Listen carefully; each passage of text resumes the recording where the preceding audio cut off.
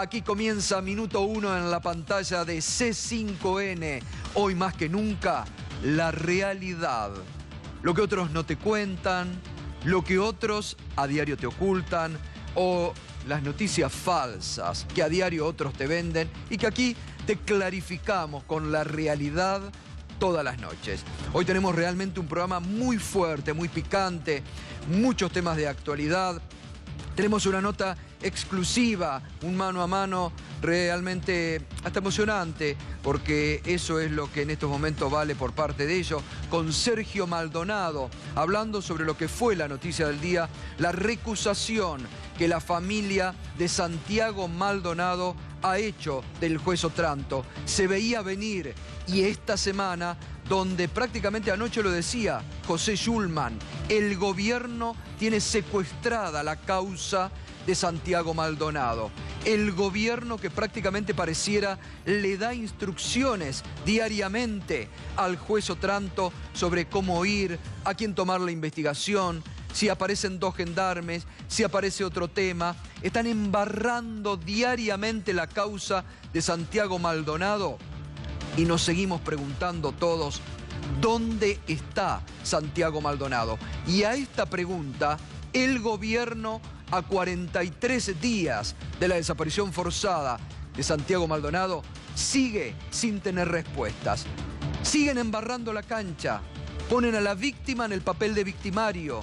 Y de esto vamos a estar hablando con Sergio Maldonado en la noche de hoy, en el día en que han recusado a un juez que yo creo se quiere ir de la causa, aspira a ser camarista, poco ha hecho por investigar la desaparición forzada de un argentino, porque siguen embarrando con el tema de los mapuches, desviando, pero no la centralidad del caso, que es la aparición de Sergio Maldonado, o saber qué pasó con Sergio Maldonado.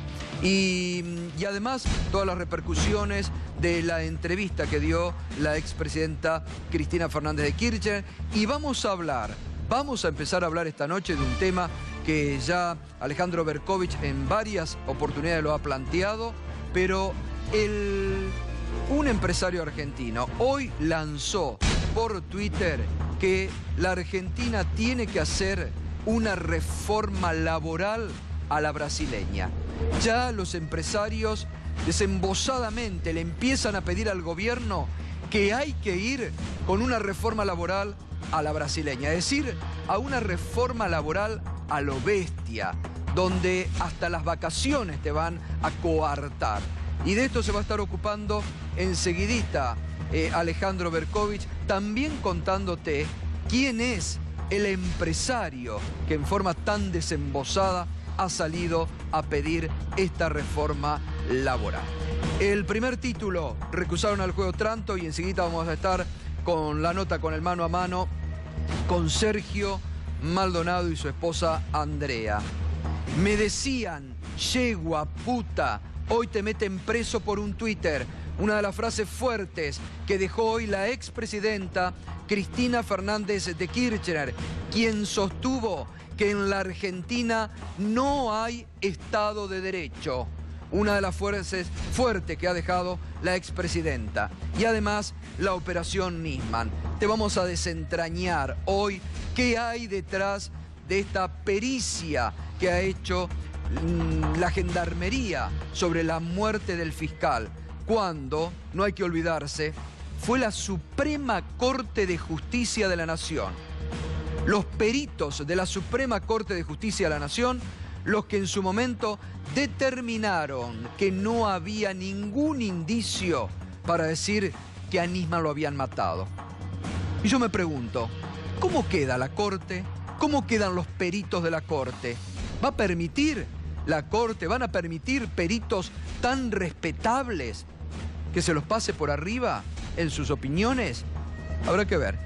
Bueno, la expresidenta Cristina Fernández de Kirchner volvió hoy a dar una entrevista periodística, ya ahora en el medio de la campaña electoral, en el medio de la campaña por la senaduría en la provincia de Buenos Aires.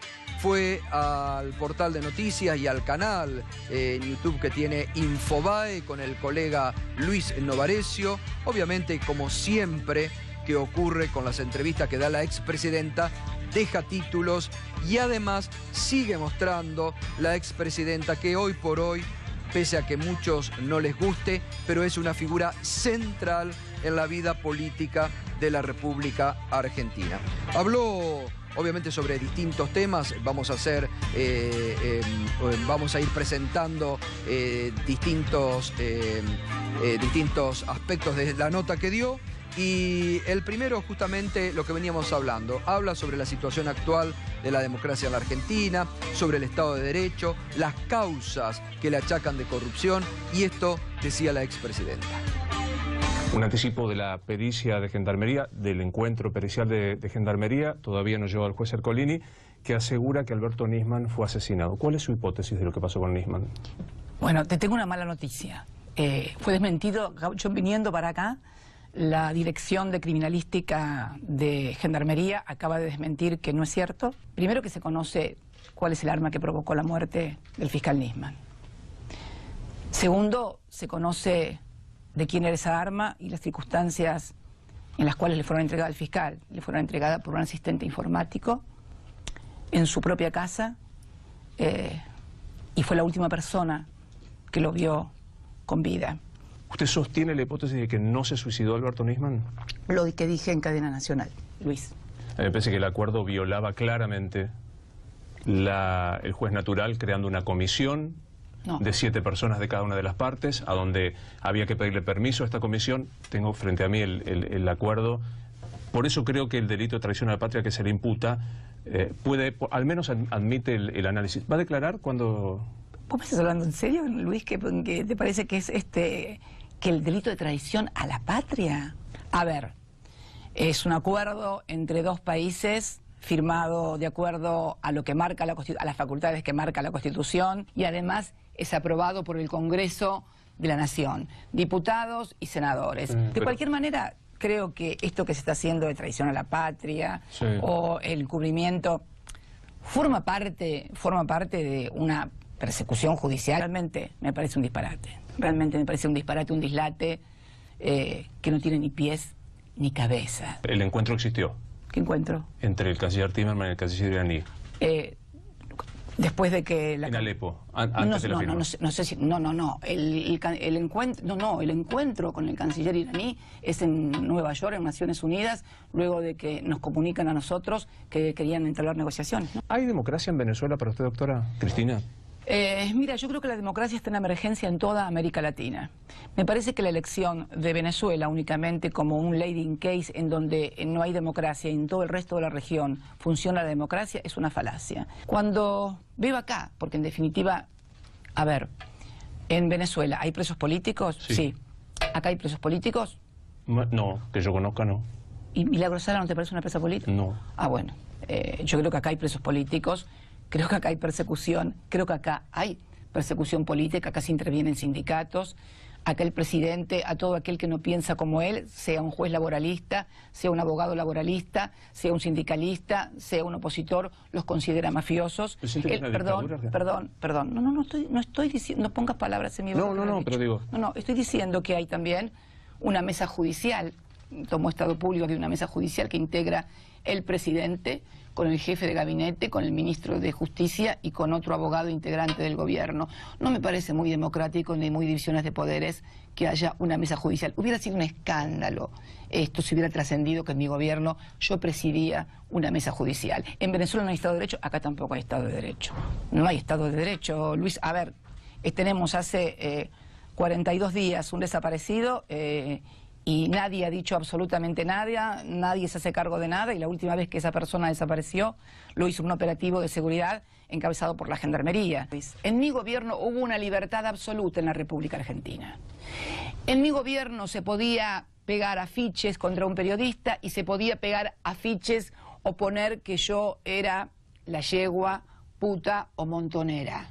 ¿Escuchaste a alguien que fuera preso como ahora cuando alguien dice algo del presidente, si no le gusta lo meten preso? No está... Un chico estuvo preso por un Twitter un mes, Luis, en este gobierno. Un mes preso por un Twitter. Bueno, la primera parte de la expresidenta hablando sobre este tema, el Estado de Derecho en la República Argentina y cómo se vulnera en algunos aspectos. Y sobre esta parte, ¿no?, que la expresidenta decía, ¿no?, y que en gran parte tiene razón. Recordemos lo que eran las marchas de los caceroleros durante su gobierno, con los más duros epítetos contra quien era la primera magistrada. O recordemos también la tapa de algunas revistas donde la mostraban con cierto gozo sexual o en algunos casos hasta masturbándose a la expresidenta, y que eso no tuvo ningún tipo de prédica en contra por parte del gobierno. La comparación respecto a algunas actitudes que es lo que pasa hoy con bueno, casos concretos que marcaba y señalaba la expresidenta, ¿no? También habló, por supuesto, de política. Segunda parte que brindamos de la entrevista con el colega Luis Novarecio.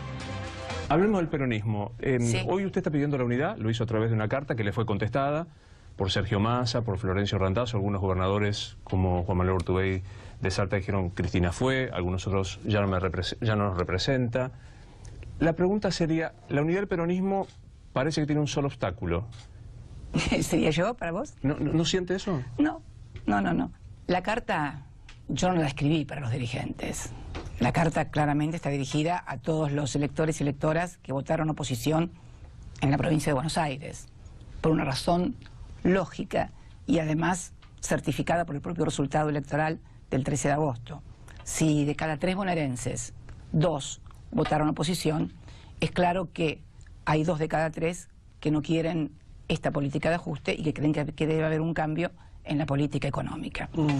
El propio resultado de la elección, entre lo que es la oposición, me parece que nos exime de mayores resultados en cuanto a que, evidentemente, ganamos las elecciones en Unidad Ciudadana. Es muy difícil ser un obstáculo desde haber ganado las elecciones y sobre todo que te digan que sos un obstáculo los que no tuvieron, digamos, un resultado electoral como era el esperado. Me parece que, al contrario, yo no quería ser senadora, Luis. Los hechos, las circunstancias, mi candidatura no fue una candidatura decidida individualmente, sino colectivamente. Y los resultados del 13 de agosto demuestran que estábamos en lo acertado. Estas no son las elecciones, no es el balotaje del 2015, ni es la primera vuelta del 2019. Es la elección parlamentaria del 2017 para decirle no al ajuste, para evitar la precarización laboral que se viene. Vos me preguntás, 2019, mira, si te voy a dar una primicia maravillosa. Si en el 2019 yo soy un obstáculo para lograr la unidad del peronismo y ganar las elecciones, no voy a hacer ningún obstáculo, al contrario. Voy a hacer todo lo necesario para que el peronismo, no solamente el peronismo, porque el peronismo nunca ganó solo las elecciones, sino el peronismo, como que en una fuerza que amplíe sus fronteras, pueda ofrecerle a la ciudadanía algo mejor que lo que está teniendo. ¿Usted está diciendo que se excluye de la posibilidad de ser candidata a presidente del 2019? Si esto impide la unidad y ganar, pero no tengas dudas. Me están informando que en este momento la Cámara Federal de Apelaciones está notificando que se ratifica su procesamiento por asociación ilícita, el tema de la obra pública, Otesur y los sauces. No, Otesur y los sauces no es obra pública, es el tema de... Es verdad, correcto. No, obra es pública. otra cosa. Primera reacción.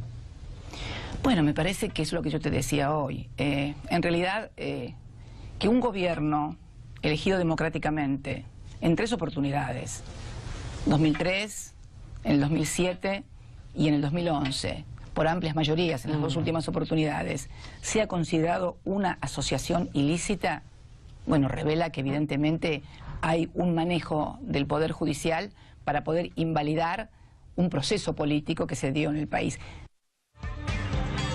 Bueno, enseguida, aquí, a ver, de esto me parece que lo más importante en el concepto político que deja picando la expresidenta es que ella aspira internamente a ser candidata a presidenta en el 2019 nuevamente. Porque ella va por la negativa. dice, si yo soy un obstáculo en el 2019 me excluyo, por lo que está indicando que íntimamente tiene el deseo de volver a competir para la presidencia en el 2019, en el marco de un peronismo que hoy por hoy está disperso, sin una figura central como la centralidad política que sigue teniendo en la oposición la expresidenta. Hoy el peronismo no ha encontrado un liderazgo que supere a la expresidenta Cristina Fernández de Kirchner y por eso es que mantiene todavía estas expectativas la expresidenta para el 2019, en la carrera ahora para el Senado de la Nación, ¿no? Y también habló sobre los famosos bolsos que el ex secretario de Obra Pública, José López, tiraba en una madrugada al convento de monjas en General Rodríguez. Yo el 14 de junio del 2016, cuando se enteró que José López tiraba bolsos en el convento. Te voy a agradecer mucho esa pregunta. Vos sabés que es una cosa muy fuerte, fue una cosa muy fuerte. Yo estaba en Calafate. Y cuando vinieron a decirme, a contarme, yo no miro televisión, no alcanzaba a comprender la escena. Me parecía brutal, me parecía grotesca y no entendía qué había pasado. Y después tuve una gran indignación y un gran enojo, pero mucho. Y después me vino como una cosa como de tristeza, de angustia. ¿Sabes por qué? ¿Sabes en quién pensé más que en el proyecto político, más que en la imagen de nuestro gobierno? Pensé en los miles y miles de pibes que nosotros habíamos incorporado a la política, cómo se podían sentir con esa escena. Para mí fue brutal y fue terrible. Y la verdad que hasta el día de hoy quisiera saber, porque siempre con un corrupto hay un corruptor, siempre quisiera saber cuándo, quién le entregó ese dinero.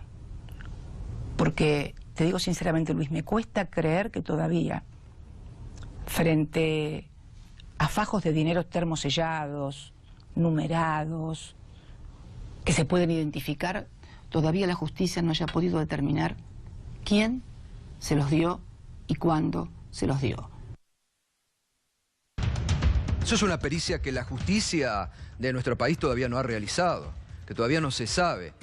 Hay una comparación que hace, no sé si en este momento en el corte que nosotros establecimos, pero que hace la expresidenta respecto a lo que acaba de pasar, por ejemplo, con Temer en Brasil, donde se encontró el dinero y se pudo, a través de lo que se encontró, detectar de dónde venía ese dinero y todo en la valija anterior, ¿no?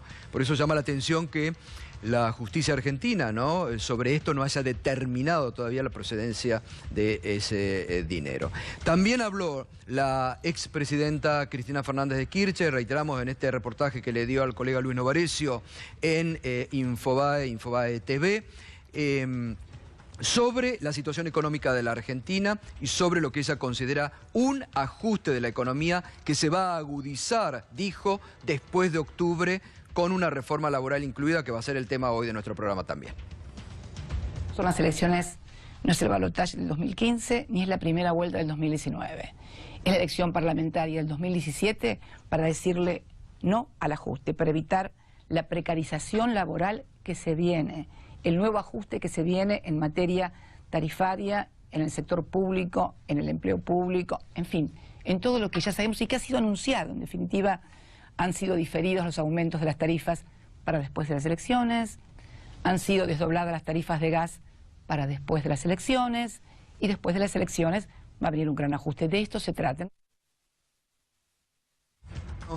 Así entonces la expresidenta que hablaba, ¿no?, sobre el ajuste y sobre lo que se viene después del mes de octubre. Justamente enseguidita Ale Berco se va a referir a la reforma laboral que presentaba tímidamente, pero muchos empresarios, Berco lo viene comentando en este programa, lo vienen auspiciando, y el propio gobierno también, aunque dice que no, pero para después de octubre, una reforma laboral que hoy está siendo solicitada ya en forma desembosada por algunos empresarios, ¿no?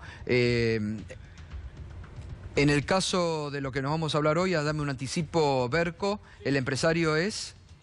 Marcos Galperín, uno de los 4 unicornios argentinos. Cuando digo unicornio no estoy aludiendo a ninguna condición física, sino a cómo se los llama, a los dueños de empresas que arrancaron de la nada y hoy valen más de 1.000 millones de dólares.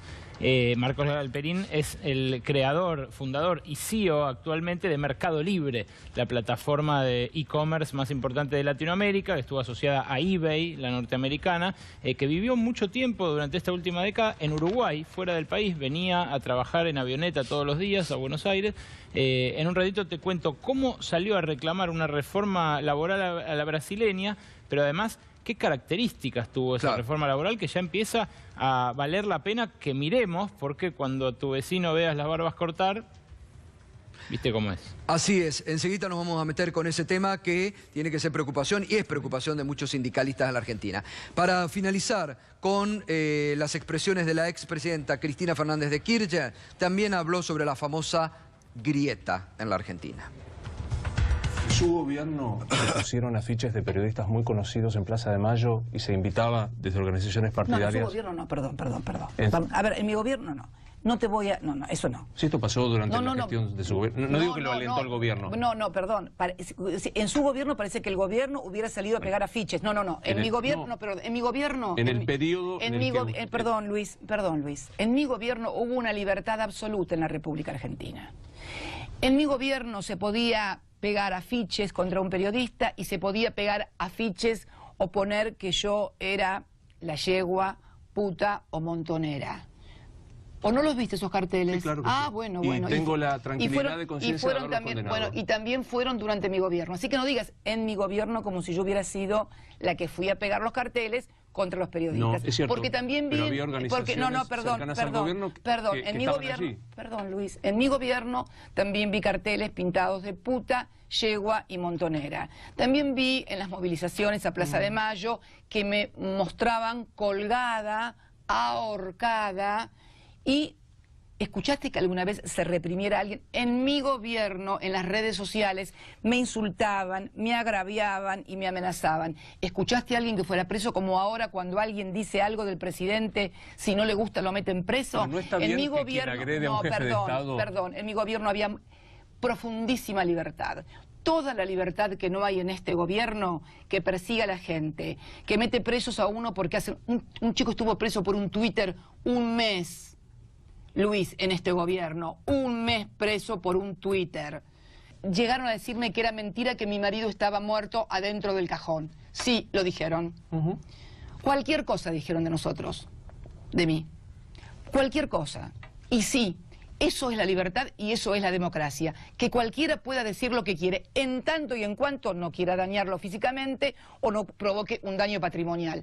Sí, pueden hacerlo. Eso es la democracia. No quiero vivir en un país donde un funcionario me amenaza que si hago algo que él no está de acuerdo o no le gusta, me mete presa. No quiero vivir, ni yo, ni mis hijos, ni mis nietos. Y esto es lo que está pasando hoy en la República Argentina. Se está restringiendo la libertad. La gente tiene miedo.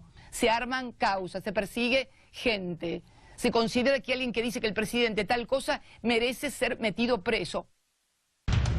Bueno, muy fuerte este aspecto, hablando sobre la restricción de las libertades individuales que en muchos casos existen en la Argentina de hoy, o esto también que es mucho más grave, el armado de causas judiciales como se han visto, persecuciones como se han visto en este último tiempo también aquí en nuestro país. Muy bien, los fragmentos más importantes de la entrevista entonces que concedió la expresidenta Cristina Fernández de Kirchner hoy al colega Luis Novarecio en el sitio Infobae y que tuvo además mucha repercusión durante toda la tarde porque hay que decirlo que mientras se realizaba la entrevista en vivo por parte del colega Novarecio, varios canales de cable la iban pasando porque esto también es por la sección de televisión que tiene el grupo Infobae a través de internet, pero varios canales de cable pasaron la televisión simultáneamente, la entrevista, y también hasta un canal de aire pasaba con muy buen rating.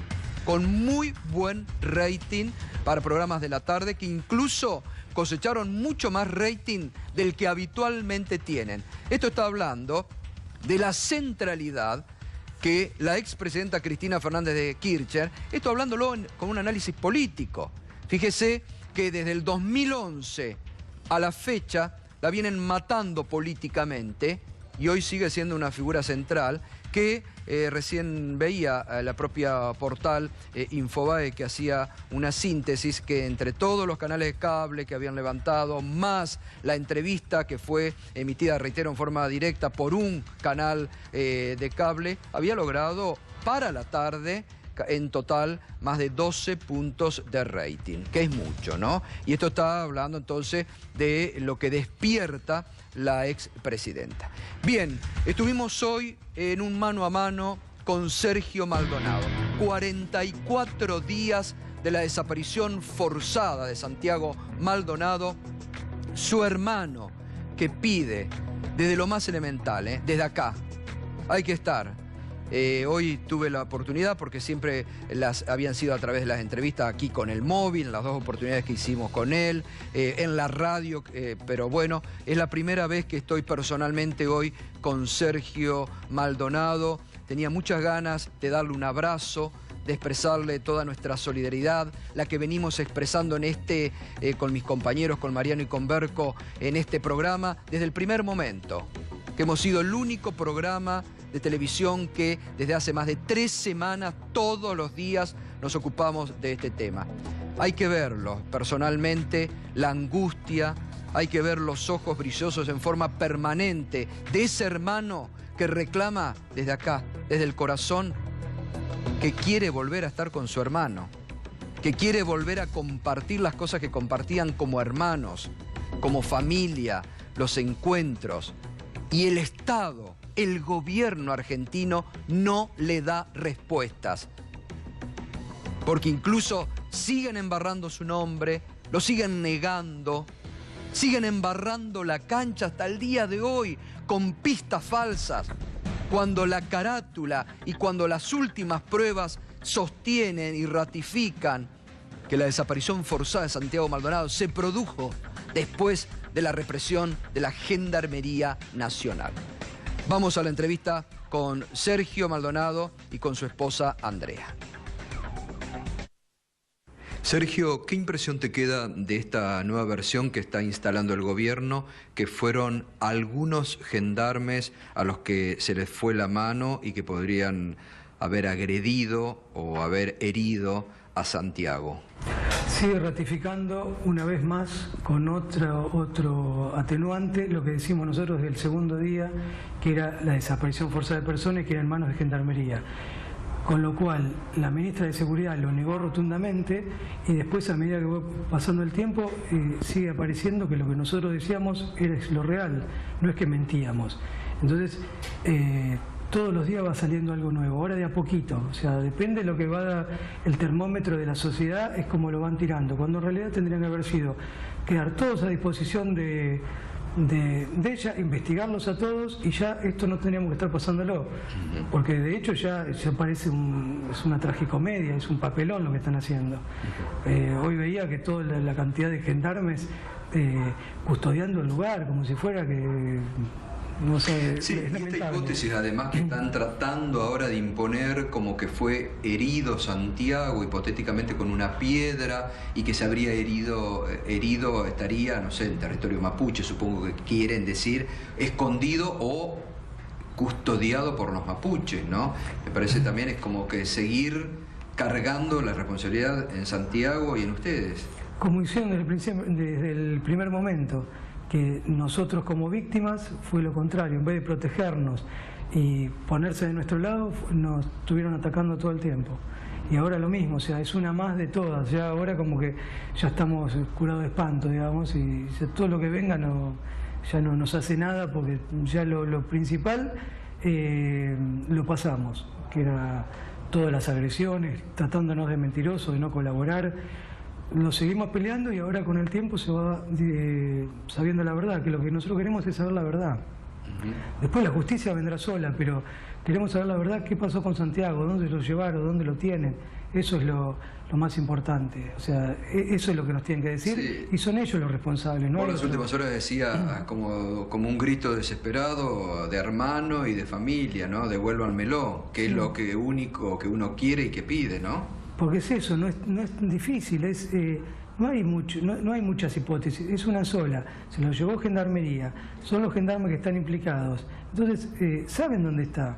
O sea, cuando nosotros preguntamos dónde está Santiago, ellos tienen la respuesta. Y van 44 días.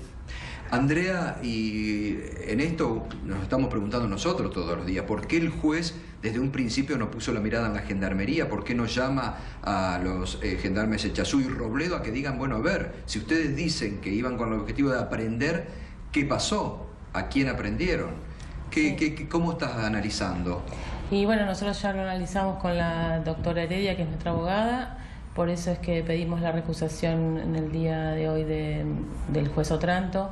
Pedimos que se unifiquen las diferentes causas, porque tiene que ver con un conjunto de cosas, no son cosas aisladas.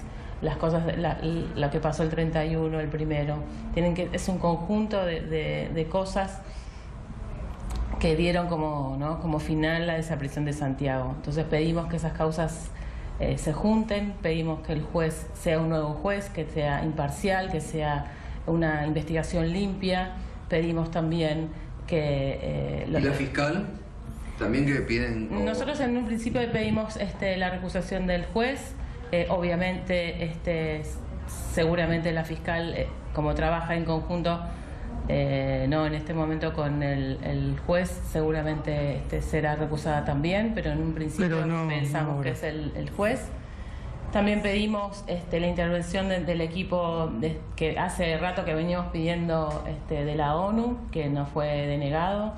Y pedimos también trabajar sobre todo el tema de las otras 3-4 querellas, que se trabaje en conjunto, en bien de la causa de Santiago, que se coordine y se trabaje en conjunto. Hay una denuncia por encubrimiento, ¿no?, que ha realizado el doctor Eduardo Barcesat con José Schulman sobre el gobierno, pero ¿ustedes creen, vos creés, Andrea, que también el juez está encubriendo a alguien y por eso no sale a la luz la verdad, con los elementos que ya tienen para seguir avanzando?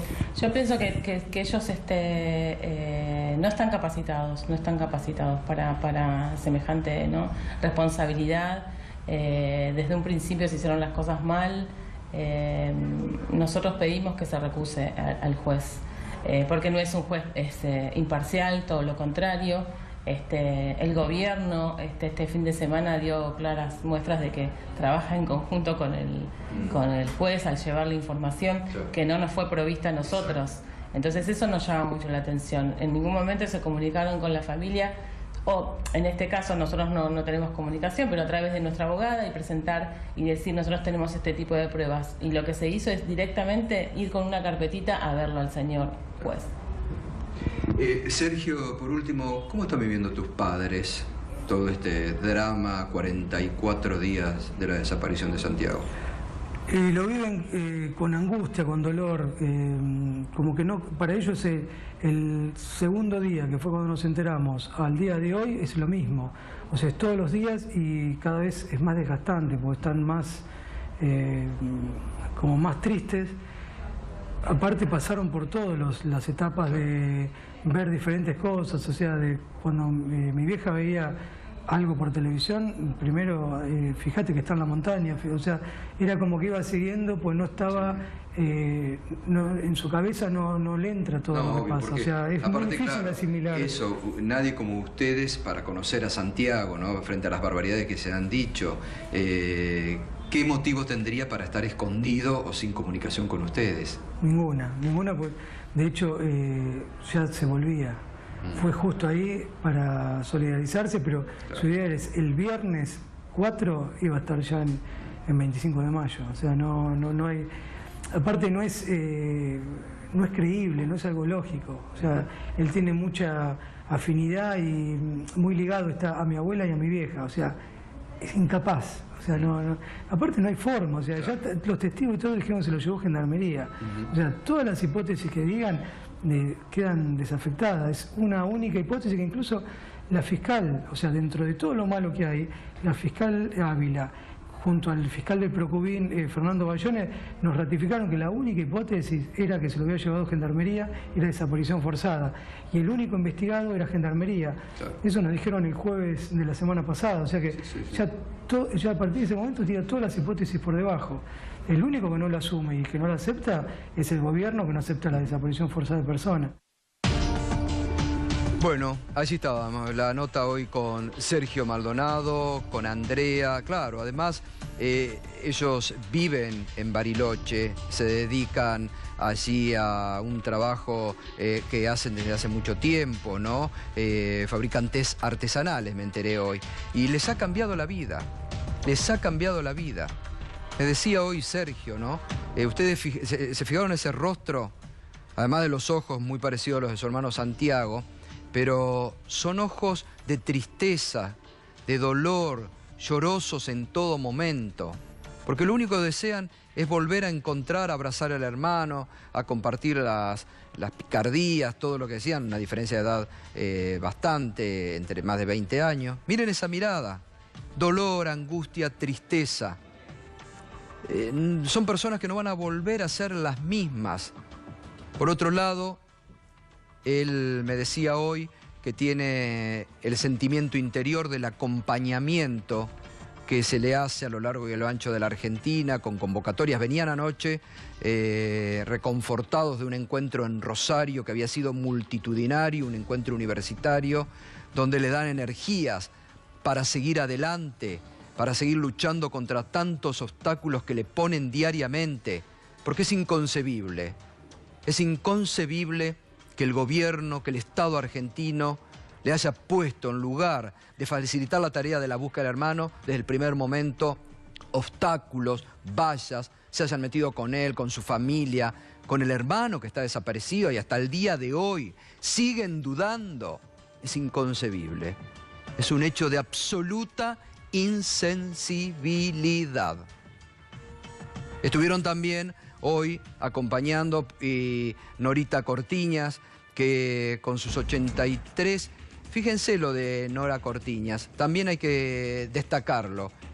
Sergio estuvo acompañando a Nora Cortiñas, porque cuando se hablaba poco de la represión que sufrían los mapuches en el sur, Nora Cortiñas, me la encontré en un evento, a ella me decía, mañana estoy partiendo. Yo, gracias a ella, fue uno de los primeros que me enteré del tema de la represión a los mapuches y todo, porque ella estaba, y ella estuvo, bueno, desde el primer momento, después obviamente todos, abuelas, Tati, Estela, acompañándolo. Por eso estuvieron hoy, Sergio, como una señal de reconocimiento hacia las madres de Plaza de Mayo, en la ronda de la Plaza de Mayo también. Pero la verdad es que vuelvo a este punto, ¿no?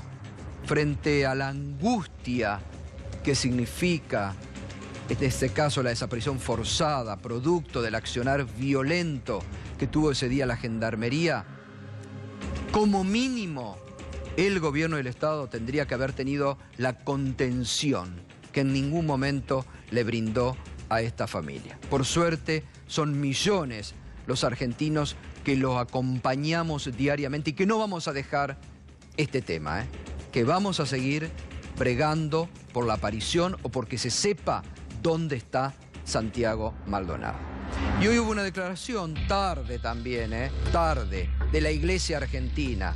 44 días después, el titular del episcopado, Arancedo, tarde, dijo, la Iglesia y todos queremos que aparezca, Dios quiera con vida, que sepa qué pasó y que la justicia actúe. Una vez más, tibia declaración del episcopado argentino, frente a un hecho de desaparición forzada, donde la palabra de la Iglesia debería hacerse escuchar en forma más notoria. Tibia declaración del presidente del episcopado argentino sobre un hecho tremendo como es la desaparición forzada de personas. Pero, lamentablemente, el episcopado argentino en estos últimos tiempos está en esta tesitura de mucha liviandad y de mucha tibieza, ¿no? Que ha merecido, por otra parte, también el enojo del propio Papa respecto a muchos obispos de nuestro país. Bien, y antes de meternos con el tema de Berco, que es un tema clave, central, la reforma laboral que se viene, Vamos a ver, por eso el hashtag de nuestro programa, la Operación Nisman. Se sabía desde el primer momento que en mayo de este año se anunció por parte del gobierno que le había dado a la Gendarmería, después que los peritos de la Suprema Corte de Justicia de la Nación, peritos forenses reconocidos, porque, reitero, no son peritos de un juzgado, son peritos de la Suprema Corte de Justicia de la Nación. Recordemos que cuando se hizo la autopsia sobre el cuerpo del ex fiscal Alberto Nisman, el presidente de la Corte, Ricardo Lorenzetti, convocó al director del cuerpo médico forense para que esté presente en la autopsia. Y que el primero que recibió, antes que la fiscal, los resultados de esa autopsia fue Ricardo Lorenzetti. ¿Por qué? Porque tenía la confianza en ese cuerpo. Ahora, en mayo de este año, este gobierno y la ministra de Seguridad Patricia Bullrich, que siempre sostuvieron la hipótesis, siempre la hipótesis de que Nisman había sido asesinado, le dieron a la Gendarmería que haga nuevas pericias sobre cómo había muerto Alberto Nisman.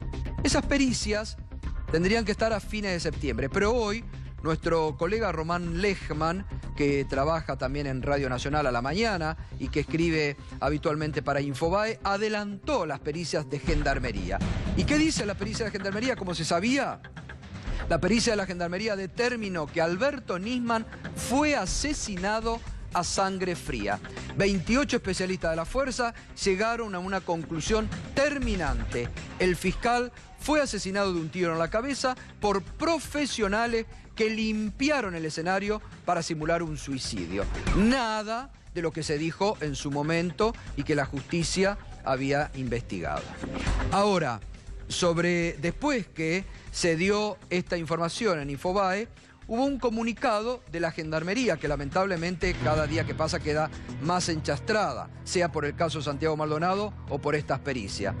Gendarmería Nacional informa que a la fecha la Dirección de Criminalística y Estudios Forenses de la institución no produjo ningún informe final conclusivo en el marco de la Junta Interdisciplinaria respecto a las pericias del denominado mediáticamente caso Nisman. Al momento de arribar a conclusiones periciales finales, serán presentadas ante las autoridades judiciales pertinentes para su consideración. Pero, como yo siempre digo, acá siempre vamos al archivo, le mostramos las pruebas, no inventamos absolutamente nada. Mire, el 28 de mayo de este año, lo que adelantaba el diario Clarín, 28 de mayo de este año, hacía un día que se había puesto en marcha esta junta pericial. Nuevas pericias oficiales sostendrán que a Nisman lo asesinaron. Expertos de Gendarmería entregarían los resultados del juez en 30 días. El 28 de mayo, mire la fecha, 28 de mayo del 2017. Por eso decimos que esto es toda una operación. Como yo digo habitualmente, me escuchan, muchachos, son tan obvios que dejan marcados los dedos. El 28 de mayo, creo que hacía 2 o 3 días que se había puesto en marcha, quiero que entiendan esto, la Junta. Clarín ya sabía que esa Junta que se ponía en marcha, nuevas pericias oficiales, sostendrán, lo afirmó en título, que a Nisman lo asesinaron. Poco serio, muchachos, poco serio todo. Son muy obvios. Era lo que se sabía que iban a determinar, porque para eso pusieron esta Junta, para eso hicieron esta pericia y por eso se lo dieron a la Gendarmería. Por eso no hay que olvidar cuando Patricia Bullrich dice en el Senado: necesito a la Gendarmería, por eso no voy a tirar gendarmes para la ventana. Necesito a la Gendarmería para otras cosas. Pregunto, ¿la necesitaba para esto? ¿Mariano? Sí, Agato, que lo único que ponen en potencial es sostendrían que la entregarían en 30 días. Digo, después en el título es completamente taxativo. Pero fíjate van a el título. decir que claro, esto va a ser un asesinato. Va a ser así. Sí, sí, sí. Va a ser así. Lo sabían antes que las pericias empiecen a realizar. Eso se llama periodismo de anticipación, técnicamente. O tenían muy buenas fuentes, ¿no? Es una broma lo que estoy haciendo, No, ¿no? Como te imaginarás. Bueno, y hoy, muy bien, nuestro colega Ari Lijalad, que en su Twitter reiteró lo que había dicho el cuerpo médico forense. Sobre la muerte de Nisman, dice el colega Ari Lijalad, dice la pericia del cuerpo médico forense que no hay ningún elemento que indique homicidio. Y ahí está la página 193, Cuerpo Médico Forense, Corte Suprema de Justicia de la Nación, Cuerpo Médico Forense. Ninguna de las observaciones contenidas en los aspectos médico-legales del informe técnico elaborado por la querella en forma individual, porque hasta la querella, hasta los peritos que presentó Sandra Arroyo Salgado determinaron esto, Otro dato a tener en cuenta. En forma individual o en conjunto, indican con certeza pericial, médico-legal, que se haya tratado de un hecho homicida. Yo me pregunto, ¿la Suprema Corte de Justicia de la Nación va a dejar que los pasen por arriba? ¿Que se ignore esto por una operación política? ¿Dónde está el prestigio del cuerpo médico forense? ¿O van a permitir, como están permitiendo todo en la Argentina de hoy? Es demasiado obvio. Berco, bueno, ¿qué pasa con la reforma laboral? El gobierno tiene idea de un sentido, de una dirección en la cual quiere que se mueva el mercado laboral. Abaratar la mano de obra. Pero no tiene una vía clara o una hoja de ruta demasiado establecida. Hay por un lado negociaciones con los gremios que se dan con la CGT, la reactivó la semana pasada Jorge Triaca, que se dan también fuera de la negociación con la CGT, gremio por gremio, y también hay una negociación en el Congreso por si avanza, por si se da una reforma laboral al estilo tradicional, modificando la ley de contrato de trabajo. Pero hay empresarios que se apuran y que la quieren ya, porque van a Brasil y ven lo que hizo Michel Temer, que no en vano tiene un 7% de imagen positiva de aprobación y que por eso impulsó una reforma laboral draconiana. Uno de estos empresarios que se apuran es Marcos Galperín. Marcos Galperín, fundador y CEO de Mercado Libre, uno de los 4 unicornios de las 4 empresas con base en Argentina que valen más de 1.000 millones de dólares, tuiteó esto. Lo dijo así, en 140 caracteres, y tuvo más impacto que cualquier comunicado de la AEA, de la UIA o de cualquier cámara patronal. Viendo la reforma laboral brasileña, Argentina puede, 1, imitarla, 2, salirse del Mercosur, 3, resignarse a perder millones de empleos a manos de Brasil. Bueno, lo que sugiere este hombre, mostrémoslo, Charlie, porque se lo ve aquí en una inauguración el año pasado de las obras para una nueva oficina junto al presidente Mauricio Macri. Bueno, Marcos Galperín es, para contarles brevemente de quién se trata, es el heredero de una de las grandes familias curtidoras de la Argentina, de Sadesa. Es el hijo de los dueños de Sadesa, pero se supo hacer a temprana edad, hace 17 años, su propio camino cuando fundó Mercado Libre. Mercado Libre en estos 17 años pasó de ocupar un garage de Sadesa, justamente ahí en el barrio de Saavedra, a cotizar en Wall Street, en el Nasdaq, y a valer más de 1.000 millones de dólares. Este hombre, durante el gobierno de Cristina Kirchner, se mudó a Uruguay. Llegó a ese punto, asustado por un par de hechos de inseguridad, dijo: yo me voy a Uruguay y voy y vuelvo a trabajar a Buenos Aires todos los días. Mientras tanto abrió México, abrió Brasil y abrió otras regionales en Latinoamérica. Ahora, el sábado, hablando con Andy Freire, el candidato a legislador en primer término por el macrismo en la ciudad de Buenos Aires, le dijo: tenemos que imitar a los brasileños. Acabo de venir de Brasil, tenemos que hacer ya como ellos. ¿Qué hizo Brasil? Te lo resumimos en un par de placas. La reforma laboral de Michel Temer, draconiana, que barrió con todos los derechos laborales brasileños. Claro, ojo, ¿en qué contexto se dio esto? El desempleo en Brasil subió en 3 años, en los últimos 3 años, del 5 al 13%. Este es el contexto que permitió estos atropellos inéditos en la historia brasileña, y ni que hablar en la historia argentina. La reforma de Temer, que aprobó el Congreso, que lo sostiene a Temer sin que lo haya votado nadie, permite que sindicatos y empresas, por ejemplo, negocien peores condiciones de trabajo que las previstas en la ley. La idea es atomizar la representación sindical, parecido a lo que pasa en Chile, donde Falabella, donde Cencosud negocian con 15 sindicatos distintos en su propia empresa, todos en posición de debilidad. ¿Cómo lo visten? Que el trabajador elija su sindicato. Libertad. Libertad de elegir un sindicato redunda, por supuesto, en este caso en debilidad y en fijar condiciones que pueden empeorar las de la ley. Número 2, habilita el trabajo intermitente. ¿Qué es esto? Bueno, barrer con la mera estabilidad en el puesto laboral. El trabajador puede ser pagado por un periodo trabajado, por horas o por días, después dejar de trabajar y que le paguen solo por lo que trabajó, avisándole con 3 días de anticipación. Algo así como una uberización de todo el trabajo. Sigamos adelante, porque no termina ahí. Hay para las embarazadas, hay para estudiantes, para todos. Primero, vacaciones. Termina con las vacaciones en un solo tramo. Permite fraccionarlas hasta en 3 partes. Habilita canjear hasta 1/3 de las vacaciones por plata, Gato. Ya no se reconoce el derecho del trabajador a su descanso independientemente de la remuneración que pueda tener. Seguí adelante, porque sigue. Esto es muy amplio y abarca todos los aspectos de la relación laboral. Frena los juicios laborales, establece un banco de horas para compensación con las horas extra. Por ejemplo, la hora extra no te la pagan. Desaparece la remuneración de horas extraordinarias. Fijás un banco de horas para cuando la empresa no necesite y en ese caso te las compensan en el momento en el que el vaivén de la producción lo determine. Y la última, solamente hice un resumen, tiene mucho mayor alcance la reforma laboral brasileña, pero en el apretado resumen que hicimos también se permite el trabajo de mujeres embarazadas en ambientes considerados insalubres y se elimina el salario mínimo en la remuneración por producción, por tanto, a destajo, como se decía en otra época. Todo esto fue aprobado hace cosa de 2 meses en Brasil, pero avanza y los empresarios argentinos empiezan a verlo. Hoy hablé con funcionarios del Ministerio de Trabajo, altos funcionarios, Gato, sí, y me dijeron, nosotros no es que lo queremos hacer ya, pero cada vez la presión de Brasil es más grande para avanzar hacia una reforma laboral. El cuco ya está, Gato, y los empresarios que lo pidan también. Obvio.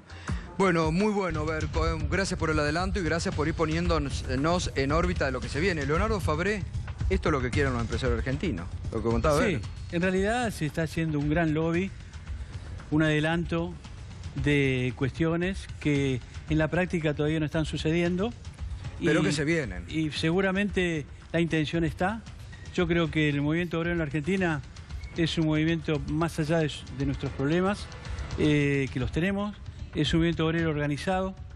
Creo que ninguno va a apoyar este tipo de cosas. Esto puede, una reforma como contaba Berco, que es tremenda, tremenda, tremenda, ¿puede pasar en la Argentina de hoy? No, yo creo que en la Argentina esto no va a pasar.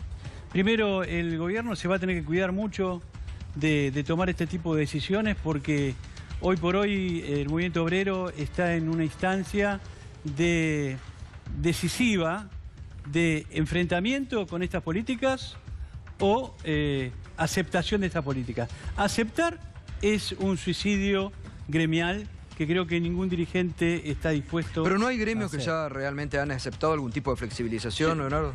Yo creo que hay gremios que tienen más diálogo, pero por las reacciones políticas que estoy viendo en algunos dirigentes sindicales, se empieza a notar una resistencia. Evidentemente hay una mayor parte de dirigentes que no quieren tomar medidas drásticas, pero los cambios frente a las decisiones políticas que vemos que hay legisladores que son dirigentes sindicales, que estaban en un ámbito y que ahora están apoyando a Cristina Fernández de Kirchner, que salieron de Sergio Massa, por ejemplo, y están apoyando. Son todas señales que para mí son positivas, no por el hecho del cambio político en sí, claro, pero sí que todos están teniendo la misma preocupación y me parece que vamos derecho también a terminar con este triunvirato de CGT. Todo el Congreso va a tener muchos más legisladores, cambiemos de los que tenía hasta las elecciones, ¿no? Sí, ahora fíjate que los lobbies que están haciendo estos empresarios, que en realidad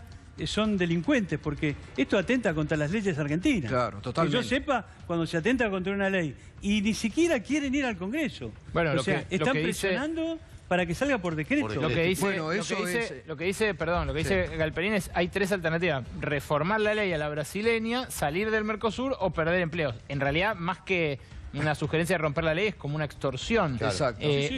Evidentemente, ahí la discusión también está en la cancha de los gremios. Pero no hay gremios que están siendo blandos con el gobierno y de alguna manera auspician esta los gremios blandos existen desde que llegó este gobierno. Pero lo que estamos notando es que esos mismos gremios están preocupados por esto que está pasando. Lo que para mí, erróneamente, todavía creen que pueden tener alguna capacidad de negociación con el presidente Macri. Claro. Y la verdad el presidente Macri se ríe de eso porque sigue adelante con su reforma. Bueno, a nosotros nos preocupa la reforma del sistema previsional, que también tiene que ver con esto. Bueno, el otro día lo dijeron, Pastor lo dijo acá, que eso sí, lo van a sacar por decreto después de octubre. Bueno, eso es una declaración de guerra absoluta al movimiento obrero, ¿no? Nosotros no vamos a permitir que encima a los jubilados y pensionados se los obligue a cobrar. Hoy ya tenemos una pensión que reemplaza a la jubilación y la tenemos por una línea, ley, ¿no? Porque usted venía denunciando desde el año pasado, me acuerdo en este programa, cuando muchos nos hablaban de peligrar el Fondo de Sustentabilidad del ANSE. Ahí se acaba de hacer una denuncia muy grave contra Luis Caputo, porque se está malversando pero si acá fondo. El ministro de Hacienda se anima a hacer ese tipo de cosas, a tomar dinero del Fondo de Garantía, que se lo maneje una empresa que él presidía, y además que esa empresa deposita esos 500 millones en el banco, en el Deutsche Bank, del cual él era presidente. Esto sí que es una asociación ilícita. Tanto que se preocupan de las asociaciones ilícitas. ¿Esto cómo se llama? Evidentemente, si Luis Caputo sigue siendo ministro de Hacienda, la verdad, estamos todos en peligro, los trabajadores argentinos. Gracias, Leonardo. Gracias. Bueno, compañeros, gracias. Vamos a seguir obviamente con este tema porque me parece que es el tema que se viene, con la verdad que hubo información y lo vamos a seguir. Bueno, pausa y enseguida vamos al encuentro de... Sí, viene Darío, Darío Gaño, porque hoy Roberto por un problema personal no va a estar. Enseguida vamos al encuentro de Darío Gaño.